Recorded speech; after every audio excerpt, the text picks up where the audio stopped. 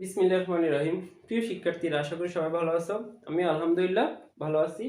আজকে আমি পদার্থের গাঠনিক ধর্ম অধ্যায়ের পীড়ন সম্পর্কে আলোচনা করব। আমরা গত লেকচারে বিকৃতি সম্পর্কে আলোচনা করেছিলাম। যারা বিকৃতি ক্লাসটি দেখেছো তাদের জন্য এই লেকচারটা, এই টপিকটা খুবই সহজ হবে। পীড়ন বুঝতে গেলে বিকৃতিটা আমাদের অবশ্যই ভালোভাবে বুঝতে হবে। আর যারা বিকৃতি ক্লাসটি দেখো নাই, তারা, আমি আশা করবো তারা বিকৃতি ক্লাসটি দেখে তারপর পীড়ন ক্লাসটা উপভোগ করবো, তাহলে তোমার জন্য বোঝাটা সহজ হবে। দেখো, আমরা এখানে একটা চিত্র এঁকে রাখলাম। আমি এখানে কি দিলাম, ধরো এই যে একটা স্প্রিং, না এটা হচ্ছে একটা কি স্প্রিং। তাহলে স্প্রিংটা ধরো প্রাথমিক অবস্থা ছিল, ধরো তার ইনিশিয়াল লেন্থ ছিল এতটুকু, ঠিক আছে। তার মধ্যে আমরা কি করলাম, এই স্প্রিংটার মধ্যে আমরা একটা প্রযুক্ত বল দিলাম। বল দেওয়াতে কি হলো, স্প্রিং এর অবস্থান বা আকৃতিতে কি হলো, পরিবর্তন হলো, যেটা ছিল আমাদের বিকৃতি। এখন দেখো, আমি যে স্প্রিংটাকে একটা বল দিচ্ছি, তাহলে এই স্প্রিংটা তো আমাকে কি করতেছে, তার পিছন দিকে একটা প্রতিক্রিয়ার বল দিচ্ছে, ঠিক না? যেটা আমরা নিউটন থার্ড ল থেকে জানি যে প্রত্যেকটা বস্তুরই কি থাকে, সমান এবং বিপরীত প্রতিক্রিয়া থাকে। তাহলে এই ক্ষেত্রে আমি একটা বল দিচ্ছি, স্প্রিংটা আমাকে কি দিচ্ছে, একটা বল দিচ্ছে। তবে বলটা কোথায় দিচ্ছে, আমরা একটা ক্ষেত্রফলের উপর। তাহলে আমরা পীড়নের সংজ্ঞাটা এভাবে বলতে পারি যে কোন বস্তুর একক ক্ষেত্রফল, সংজ্ঞাটা একটু লিখি। কোন বস্তুর একক ক্ষেত্রফলে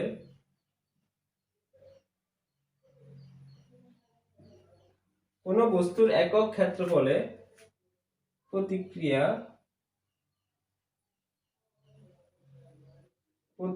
বা এটাকে আমরা প্রত্যয়নী বলও বলতে পারি, প্রতিক্রিয়া বা প্রত্যয়নী বলকে পীড়ন বলে, ঠিক না? তাহলে আমরা কি বললাম, কোন বস্তুর একক ক্ষেত্রফলে সৃষ্ট, এখানে আমরা বলতে পারি একক ক্ষেত্রফলে সৃষ্ট প্রতিক্রিয়া বা প্রত্যয়নী বলকে পীড়ন বলে। তাহলে দেখো, আমি যদি এভাবে লিখি, এই ক্ষেত্রফল, দেখো ক্ষেত্রফলটা হচ্ছে কি আমার এ, না? ক্ষেত্রফলটা হচ্ছে এ। তাহলে এই ক্ষেত্রফলে প্রতিক্রিয়া বল, তাহলে এই ক্ষেত্রফলের প্রতিক্রিয়া বল হচ্ছে কত, এফ, ঠিক না? তাহলে একক ক্ষেত্রফলের জন্য কতটুকু হবে, এফ বাই এ।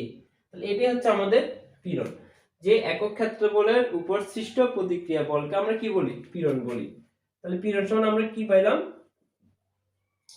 পীড়ন সমান হচ্ছে কি এফ বাই এ। বা আমরা সংখ্যাটাকে আরেকটু এভাবে বলতে পারি, দেখো যে একক ক্ষেত্রফলে, এই যে দেখো আমাদের এটা একটা একক ক্ষেত্রফল, ঠিক না? একক ক্ষেত্রফল। তাহলে আমরা এখানে কি করলাম, স্প্রিংটার বিকৃতি ঘটালাম না? আমরা এখানে স্প্রিংটার কি ঘটালাম, বিকৃতি ঘটালাম। তাহলে আমরা এভাবে বলতে পারি, দেখো কোন বস্তুর একক ক্ষেত্রফলে বিকৃতি ঘটাতে যে বল প্রয়োগ করতে হয় সেটাই হচ্ছে কি পীড়ন। সংখ্যাটা আমরা এভাবে বলতে, দেখো কোন বস্তুর একক ক্ষেত্রফলে বিকৃতি ঘটাতে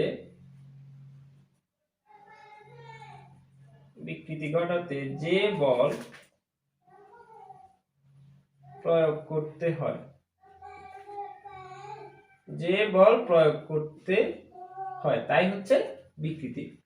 তাহলে কারণ আমরা দেখো এখানে একটা কি দিলাম, আমরা বল দিলাম, বল দেওয়ার পরে কি হচ্ছে, বিকৃতি হচ্ছে, ঠিক না? তাহলে এই বিকৃতি ঘটাতে আমরা যে বলটা দিলাম, ওই বলটাই হচ্ছে কি আমাদের পীড়ন। তাহলে দেখো এই যে এই ইকুয়েশনটা অনেকটা কিসের মতো হয়ে যাচ্ছে, চাপের মতো হয়ে যাচ্ছে না? কারণ চাপ সমান আমরা কি জানি, চাপ সমান আমরা জানতাম কি বল বাই ক্ষেত্রফল, অর্থাৎ এফ বাই এ। আমরা চাপের সংখ্যাটা এইভাবে দিয়েছিলাম যে একক ক্ষেত্রফলের উপর লম্বভাবে প্রযুক্ত বলকে কি বলা হয়, চাপ বলা হয়। তাহলে ফর্মুলার দিক দিয়ে কি দুটোটা একই না? কিন্তু তাদের গঠনগত দিকে কিছুটা পরিবর্তন আছে। কি রকম পরিবর্তন, দেখো চাপ যখন আমরা দিই তখন কিন্তু বিকৃতি ঘটতেও পারে, নাও ঘটতে পারে, কিন্তু যখন পীড়ন হবে তখন অবশ্যই বিকৃতি ঘটতে হবে, কারণ বিকৃতি ঘটা ছাড়া কি হবে না, পীড়ন হবে না। কথাটা আমরা এভাবে বলতে পারি, দেখো পীড়ন প্রয়োগ করলে বিকৃতি ঘটে বা বিকৃতি ঘটবেই, আর বস্তুর বিকৃতি ঘটাতেই কি লাগবে, পীড়নটা লাগবে, ঠিক না? তাহলে আমরা একটা एग्जांपल দিতে পারি, দেখো আমরা চাপ বলতে আমরা যেটা বুঝি, একটা দেওয়ালকে তখন আমরা কি করলাম, ধরো এখানে আমরা ফোর্স দিলাম, ঠিক না, একটা কি দিলাম, ফোর্স দিলাম, তাহলে এটা কি কোনো পরিবর্তন হচ্ছে, আকৃতির তো কোনো পরিবর্তন দেখা যাচ্ছে না, তাহলে এটা কিন্তু কি হবে না, বিকৃতি হবে না, এটা শুধু চাপই হবে। তাহলে বা আমরা এভাবে বলতে পারি, দেখো ধরো একটা মোটা একটা গাছ, তাহলে গাছকে কি দিলাম, আমরা একটা বল দিলাম, দেখা যাচ্ছে এই মোটা গাছটার কি কোনো পরিবর্তন হচ্ছে না। আর আমরা যদি এভাবে বলি যে ধরো আমরা একটা চিকন একটা গাছ, যেমন ফুল গাছ হতে পারে, এই গাছগুলো কি হয়, চিকন না, তাহলে এই গাছের উপর যখন আমরা একটা বল দিই তখন দেখা যাচ্ছে গাছটা কি হেলে যায় না, গাছটা হেলে যায়, তার মানে কি গাছের আকৃতিগত কি হচ্ছে, পরিবর্তন হচ্ছে। তাহলে এখানে কি হচ্ছে, পীড়ন হচ্ছে। তাহলে আমরা পীড়ন হতে হলে কি লাগবে, বিকৃতি অবশ্যই ঘটতে হবে, কারণ বিকৃতি ঘটা ছাড়া কিন্তু পীড়নটা হবে না। তাহলে আমরা মোটামুটি পীড়ন সম্পর্কে কিছুটা বুঝতে পারলাম। এখন দেখো পীড়নের কি আছে, একটা একক আছে, এককটা কি রকম, যেমন বলের একক হচ্ছে কি নিউটন, আর আমাদের ক্ষেত্রফলের একক হচ্ছে কি মিটার স্কয়ার, তাহলে আমরা যেটা লিখলে কি পাবো, নিউটন পার মিটার স্কয়ার, এটা হচ্ছে কি পীড়নের একক। তো আশা করি তোমার পীড়ন সম্পর্কে বুঝতে পেরেছো। এখন আমরা কি কি ধরনের পীড়ন হতে পারে সেটা নিয়ে আলোচনা করব। দেখো আমরা তিন ধরনের বিকৃতি পাইছিলাম, ঠিক না, আমরা বিকৃতি কি কয় ধরনের পাইছিলাম, তিন ধরনের, যে দৈর্ঘ্য বিকৃতি, আয়তন বিকৃতি এবং পিন্তন বিকৃতি। তাহলে এখানে পীড়নের ক্ষেত্রে আমরা তিন ধরনের পীড়ন পাবো, একটা হচ্ছে দৈর্ঘ্য পীড়ন, তারপর আয়তন পীড়ন এবং পিন্তন পীড়ন। এখন দৈর্ঘ্য পীড়ন নিয়ে আমরা একটু আলোচনা করব।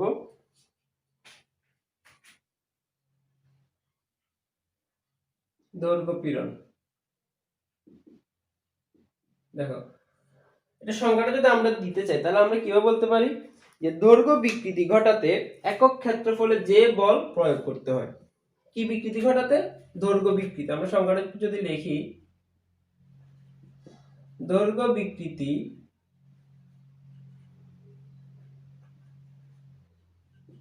বিকৃতি ঘটাতে একক ক্ষেত্রফলে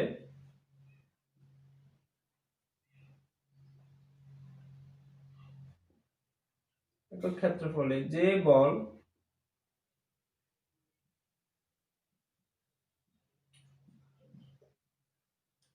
বল প্রয়োগ করতে হয় তাই হচ্ছে কি দৈর্ঘ্য পীড়ন।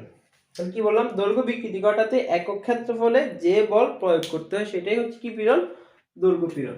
আমরা যদি একটা एग्जांपल দিই, ধরো এটা হচ্ছে আমার একটা তার না, এই তার, তাহলে এই তারে আমি যদি কি দিই, এটা হচ্ছে যে আমাদের বিকৃতির মতো, এটা হচ্ছে কি ইনিশিয়াল লেন্থ, যখন আমরা এখানে কি দিব, একটা ফোর্স ক্রিয়েট করব, তখন কি হবে, তার দৈর্ঘ্যটা বেড়ে যাবে, তার দৈর্ঘ্যটা কি হয়ে যাবে, বেড়ে যাবে। তাই এখানেও মাথায় রাখতে হবে যে কি, যে মুভমেন্ট কিন্তু কি থাকবে, চেঞ্জ হবে না, অর্থাৎ এটা তার অবস্থান কিন্তু কি থাকবে না, অবস্থানটা চেঞ্জ হবে না, কিন্তু আকৃতিটা কি ঘটবে, পরিবর্তন ঘটবে। তাহলে বিকৃতিতে যেমন আমরা বলছিলাম যে বস্তুটার মুভমেন্টটা কিন্তু কি হবে না, চেঞ্জ হবে না, পীড়নের ক্ষেত্রে ঠিক একই, তার মুভমেন্টটা কি থাকবে, তার জায়গাতেই স্থির থাকবে, শুধু তার আকৃতিটাই কি হবে, পরিবর্তন হবে। তাহলে আমি এখানে কি দিলাম, একটা ফোর্স দিলাম, তাহলে দেখা যাচ্ছে তারটা ছিল এতটুকু লম্বা, এখন হয়ে গেছে এটা কতটুকু, এতটুকু লম্বা।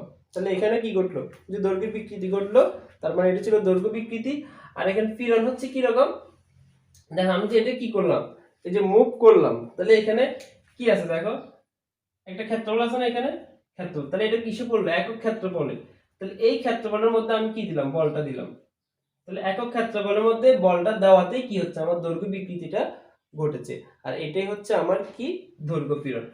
এখন দেখো এই বিকৃতিটা বা এই ক্ষেত্রফলটা যদি আমরা বলি, দেখো ক্ষেত্রফলটা কয়েক ধরনের হতে পারে, ঠিক না, এটা যদি এরকম আয়তাকার হয় তখন এটা ক্ষেত্রফলটা কি হবে, কারণ আমরা জানি আয়তক্ষেত্রের ক্ষেত্রফল সমান কি, দৈর্ঘ্য গুণ প্রস্থ,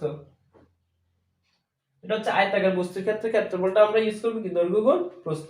দেখো এই ক্ষেত্রফলটা যদি আমার এই যে এরকম বৃত্তাকার হয়, কি হয়, বৃত্তাকার হয়, তাহলে বৃত্তাকারের ক্ষেত্রফলটা কি জানি আমরা, বৃত্তাকার ক্ষেত্রফল বা বৃত্তের ক্ষেত্রফল হচ্ছে কি পাই আর স্কয়ার না, তখন আমরা ক্ষেত্রফল হিসেবে ইউজ করব কোনটা, এটা। আর যদি আয়তাকার হয় তখন ইউজ করব কি, দৈর্ঘ্য গুণ প্রস্থ।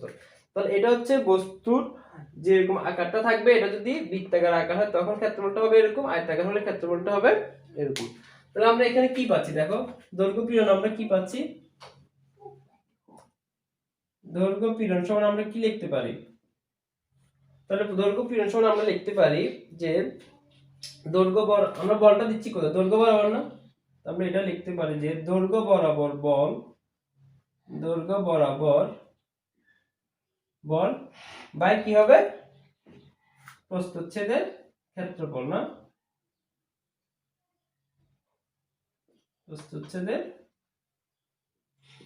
ক্ষেত্রফল। তাহলে এই যে এটা হচ্ছে প্রস্থচ্ছেদ। দেখো প্রস্থচ্ছেদ যদি আরেকটু ভালো করে বুঝতে চাই আমরা, দেখো এই যে পেনটা দেখো মার্কারটা, তাহলে এটার প্রস্থচ্ছেদ কতটুকু হবে, এতটুকু না, তাহলে এটার উপরে কি করতেছি আমরা, বলটা প্রয়োগ করতেছি। তাহলে আমরা কি বলতে পারি যে দৈর্ঘ্য পীড়নটা হবে দৈর্ঘ্য বরাবর বল বাই প্রস্থচ্ছেদের ক্ষেত্রফল। তাহলে দৈর্ঘ্য বরাবর বল আমি কি দিচ্ছি, এফ না, বল দিচ্ছি আমরা এফ, আর প্রস্থচ্ছেদের ক্ষেত্রফল হচ্ছে এ। তাহলে এখানে দেখো ক্ষেত্রফলটা যদি কি হয়, এরকম যদি বৃত্তাকার হয়, এটার মধ্যে যদি বৃত্তাকার হয় তখন আমরা ইউজ করব কি পাই আর স্কয়ার, আর যদি আয়তাকার কোনো বস্তু তখন আমরা ইউজ করব কি দৈর্ঘ্য গুণ প্রস্থ। অর্থাৎ ক্ষেত্রফলের যে সূত্রটা হয় ওই সূত্রটাই আমরা এখানে কি করব, ব্যবহার করব। তাহলে এটা ছিল আমাদের কি পীড়ন, দৈর্ঘ্য পীড়ন। তারপর পরবর্তী হচ্ছে কি আমাদের আয়তন পীড়ন। তাহলে আয়তন পীড়নটা কি হবে, তাও দৈর্ঘ্য পীড়নের সাথে মিল থাকবে। দেখো আমরা এখন বলব আয়তন পীড়ন। তাহলে আয়তন পীড়নটা কি লিখবো, এখানে আয়তন বিকৃতি ঘটাতে, কি বিকৃতি, আয়তন বিকৃতি ঘটাতে একক ক্ষেত্রফলে যে বল প্রয়োগ করতে হয় সেটাই হবে কি আমাদের আয়তন পীড়ন। তাহলে আমরা বিকৃতির মতো যদি উদাহরণটা দিই, তাহলে এটা হচ্ছে আমাদের কি একটা আয়তন, তাহলে এটা হচ্ছে কি ইনিশিয়াল ভ্যালু না, যে বস্তুটা আদি আয়তন হচ্ছে এটা। তাহলে আমরা এখানে কি করতেছি, এটা চারদিকে কি দিচ্ছি, সমানভাবে একটা বল প্রয়োগ করতেছি। তাহলে এখানে চারপাশে বলটা কি দিতে হবে, সমান দিতে হবে, এক জায়গায় বেশি এক জায়গায় কম দিলে কিন্তু আমাদের মুভমেন্টটা ঠিক থাকবে না। তাহলে বল দেওয়ার পর এটা অবস্থাটা হয়ে গেল কতটুকু, ধর ভিএফ, এতটুকু চলে আসছে না, এটা আকৃতিটা কি হয়ে গেল, পরিবর্তন হয়ে গেল, অর্থাৎ এটা কি ঘটলো, বিকৃতি ঘটলো। তাহলে আমরা কি বললাম, তাহলে এই যে আয়তন বিকৃতিটা ঘটছে, এই আয়তন বিকৃতি ঘটাতে এই ক্ষেত্রফলটার উপরে যে বলটা আমরা প্রয়োগ করলাম ওই বলটার নামই হচ্ছে কি আয়তন পীড়ন। কথা বোঝা গেছে, ওই বলটার নামই হচ্ছে আয়তন পীড়ন। তাহলে দেখো এখন এখানেও তো আমাদের কি আছে, বলও আছে ক্ষেত্রফলও আছে। তাহলে এখন এই যে বস্তুটা, এটা হচ্ছে কি বস্তু, গোলাকার বস্তু না, তাহলে গোলাকার বস্তুর কি আছে, একটা ক্ষেত্রফল আছে, বা বস্তু যদি ঘনকের মতো হয় তখনই কিন্তু এটা একটা কি পাবো, আমরা ক্ষেত্রফল পাবো। যেমন গোলকের ক্ষেত্রফল আমরা কি জানি, গোলকের ক্ষেত্রফল, গোলকের ক্ষেত্রফল হচ্ছে কি 4 পাই আর স্কয়ার, এটা হচ্ছে কিসের ক্ষেত্রফল, গোলকের ক্ষেত্রফল। আর বস্তুটা যদি ঘনক টাইপের হয়, কি টাইপের হয়, ঘনক টাইপের হয়, তখন আমরা এটা ক্ষেত্রফল কি লিখব,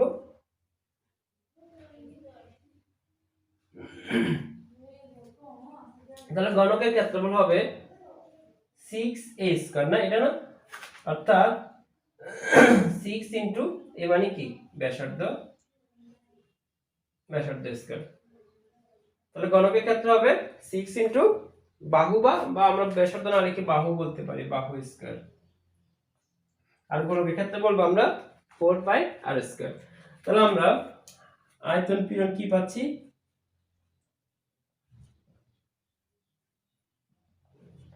আয়তন পীড়নটা আমরা লিখব যে একটা জিনিস খেয়াল করে দেখি, এই যে বলটা আমরা দিচ্ছি কোথায়, পৃষ্ঠে না, বলটা কোথায় কোথায় দিচ্ছি আমরা, পৃষ্ঠে। তাহলে আমরা বলবো কি, যে বলটা দিচ্ছি এটা কি বরাবর, পৃষ্ঠ বরাবর না, তাহলে আমরা এখানে লিখব যে পৃষ্ঠ বরাবর বল, পৃষ্ঠ বরাবর বল ডিভাইডেড বাই কি হবে, পৃষ্ঠের ক্ষেত্রফল, পৃষ্ঠের ক্ষেত্রফল। অর্থাৎ বল হচ্ছে কত F আর ক্ষেত্রফল হচ্ছে A। তাহলে দেখো ইকুয়েশন সবগুলোর জন্য একই, কিন্তু এখানে আমাদেরকে দেখতে হবে এটা কি দৈর্ঘ্য বিকৃতি হচ্ছে নাকি আয়তন বিকৃতি হচ্ছে। তাহলে দৈর্ঘ্য বিকৃতি যখন হবে তখন আমরা এটাকে দৈর্ঘ্য বিকৃতি হিসেবে বিবেচনা করব, আর যখন আয়তন বিকৃতি হবে তখন আমরা এটাকে আয়তন পীড়ন হিসেবে বিবেচনা করব। তাহলে আমাকে অবশ্যই এখানে মাথায় রাখতে হবে যে কি ক্ষেত্রফলটা, অর্থাৎ বস্তুটা অবস্থানটা কি রকম, গঠনটা কি রকম, সেটার উপরে তার ক্ষেত্রফলটা কি করবে, নির্ভর করবে। তাহলে এখন আমরা আমাদের দৈর্ঘ্য বিকৃতিও শেষ হলো, আয়তন বিকৃতিও শেষ হলো, এখন আমরা আলোচনা করব কি পীড়ন নিয়ে। সরি দৈর্ঘ্য পীড়নও পড়লাম আমরা, আয়তন পীড়নও পড়লাম। এখন আমরা পড়ব পিন্তন বা ব্যাবর্তন পীড়ন। পিন্তন বা কি ছিল এটা? তাহলে আমরা এখন পিন্তন পীড়নটা একটু দেখব। দেখো এখানে আমরা একটা ঘনক নিলাম, ঠিক আছে? তাহলে এই ঘনকটা কি থাকবে, নিচের পৃষ্ঠ থাকবে অ্যাটাচমেন্ট, এটা কিন্তু কি করবে না, নড়াচড়া বা মুভমেন্ট করবে না। তাহলে আমরা এই ক্ষেত্রে বল প্রয়োগ করব কোথায়? আমরা এই ক্ষেত্রে এই পৃষ্ঠের উপরে কি করব, একটা বল প্রয়োগ করব, যেটা হচ্ছে একটা স্পর্শক বলের মতো স্পর্শক বল, যেটা উপরের পৃষ্ঠে আমরা কি করব, বলটা প্রয়োগ করব। তা দেখ এই বলটা প্রয়োগ করার পরে তখন দেখা যাচ্ছে এই ঘনকের আকৃতিটা হয়ে গেছে কিরকম, এরকম না? অর্থাৎ এই ক্ষেত্রে আয়তনের কিন্তু কোনো পরিবর্তন হয়নি, আয়তনের পরিবর্তন হবে না। কিসের পরিবর্তন হবে? আকৃতির পরিবর্তন হবে। আয়তনের পরিবর্তন হবে না, কিন্তু আকৃতির পরিবর্তন ঘটবে। অর্থাৎ আকৃতির পরিবর্তন হবে। তাহলে এখন দেখো আমাকে খেয়াল করতে হবে, দেখো আমি বলটা দিচ্ছি কোন পৃষ্ঠের উপরে? আমি কি এই পৃষ্ঠের উপর দিচ্ছি? না। এই পৃষ্ঠের উপর দিচ্ছি? না। আমি বলটা দিচ্ছি এই পৃষ্ঠের উপর। তাহলে আমাকে চিন্তা করতে হবে ক্ষেত্রফল হবে কিন্তু এই পৃষ্ঠের ক্ষেত্রফল, এই পৃষ্ঠগুলোর ক্ষেত্রফল কিন্তু এই ক্ষেত্রে হবে না। তাহলে এই ক্ষেত্রটা আমাকে অবশ্যই মাথায় রাখতে হবে। তাহলে পিন্তন পীড়ন সমান আমরা কি লিখতে পারি? যে আগের মতোই ফর্মুলা হবে। তাহলে আমরা বলটা হবে কি আমার স্পর্শক বল, এক্ষেত্রে বল হবে কি বল, স্পর্শক বল। আর এই ক্ষেত্রফলটা হবে স্পর্শক বলের পৃষ্ঠের ক্ষেত্রফল, বলের স্পর্শক ক্ষেত্রফল এইভাবে লেখা যায়। তাহলে কি হবে, F বাই A। তাহলে প্রিয় শিক্ষার্থীরা, আশা করি তোমরা এই পীড়নের যে তিনটা প্রকার বেদ, অর্থাৎ দৈর্ঘ্য পীড়ন, আয়তন পীড়ন এবং পিন্তন পীড়ন, এই পীড়নগুলো তোমরা ভালোভাবে বুঝতে পেরেছো। তো সবাই ভালো থাকো, আল্লাহ হাফিজ।